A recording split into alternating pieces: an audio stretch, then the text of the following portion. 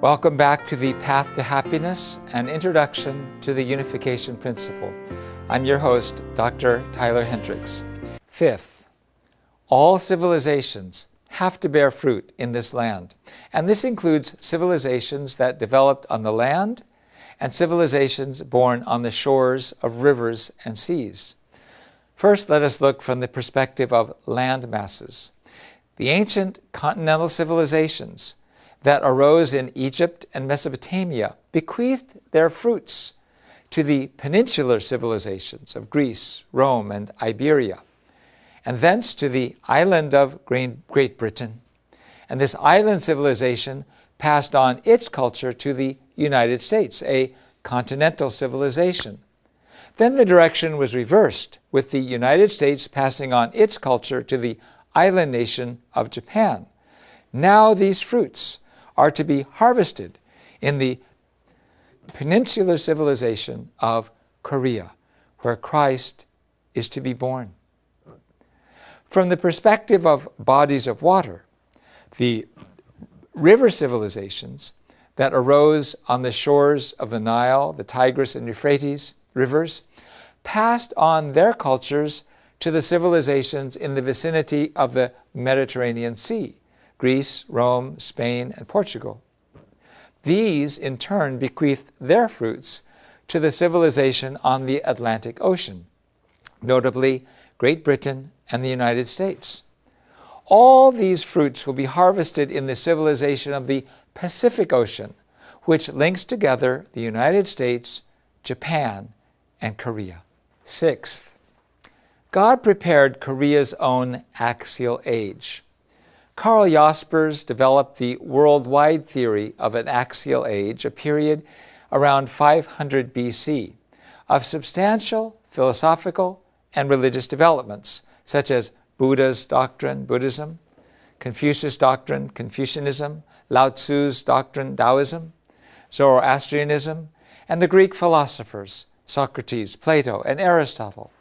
Just as these philosophical and religious developments built the foundation of the conscience and soul to welcome Jesus, the Korean axial age included the Donghak movement, Master Che Jae-yu, also known as the Suin movement.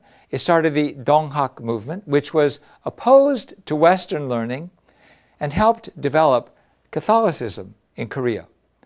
Master Che Shi-hyung, also known as Haewol, succeeded Master Suin. Master Gang Il-sun, also known as Jungsan, founded Jungsan-do. Master Baek Jung-bin, also known as Sotaek-san, founded Won Buddhism.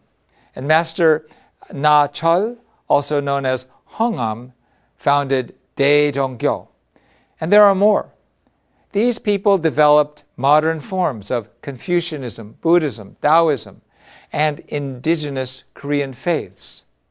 Centered on Christianity, Catholicism from 1784, and Protestantism from 1884 until now have been developing and preparing the spiritual foundation in order to receive the second coming of the Messiah, to be born among the Korean race. We believe that God prepared Korea as the central nation during the period of preparation for the coming of the Messiah.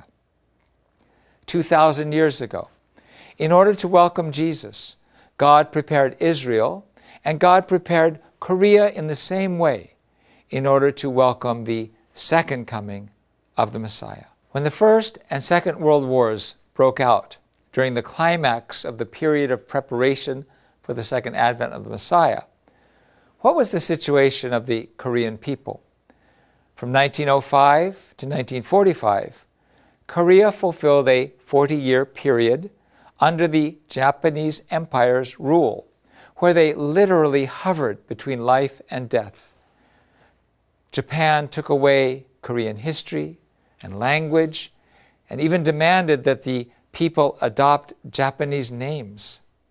Immediately following World War I, in resistance to the Japanese, on March 1st, a total of 33 religious leaders, which included 15 Catholics, 16 Protestants and 2 Buddhists, as Korea's representatives, started an independence movement. On that day, the spirit that was once lost was reborn by the global religious world. On March 1st, which is Korean Independence Day, many Koreans gave their lives, including the 16-year-old female martyr, Yu Kwan-sun, and in so doing prepared the altar for the birth of the second coming of the Messiah. Through the defeat of the Japanese Empire in World War II, Korea finally became independent. However, soon after, through the division of North and South Korea and the Korean War, the country went through total agony because the ideological conflicts between America and the Soviet Union hit the earth in Korea. During the 70 years that have elapsed since Korea's independence, world communism, centered on the Soviet Union, surrendered, and the Republic of Korea went from being among the poorest nations of the world to being one of the top 10 economic superpowers. Korea's Platinum Age is coming. The influence of Korean culture is spreading throughout Asia and the entire world.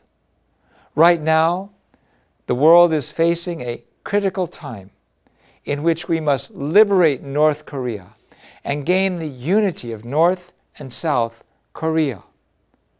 All of these things are occurring because heavenly fortune is coming to Korea.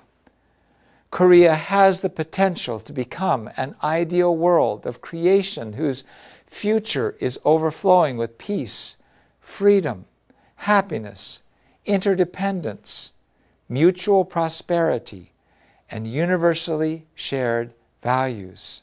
Now, as we are finishing up our series of 40 lectures on Reverend Sun Myung Moon's unification principle, we want to look back on what we are presenting as the path to happiness.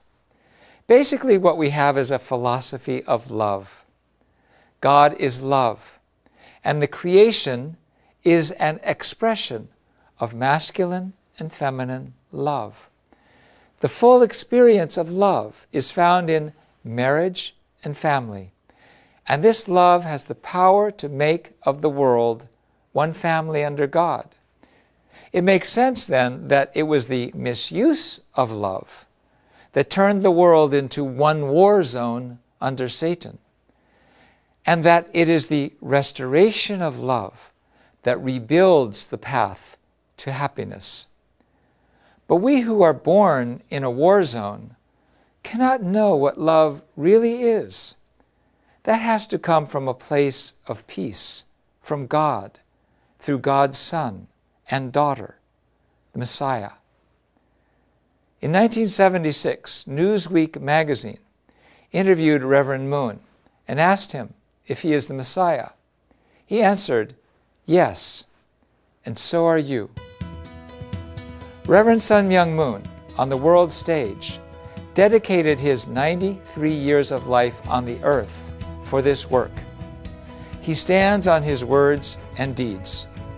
Centering on his wife, President Hak Ja-han Moon, we, his family and followers, are continuing the work of God to bring authentic love into the family, spiritual communities, and society, and build this path to happiness, God's kingdom on the earth and in heaven.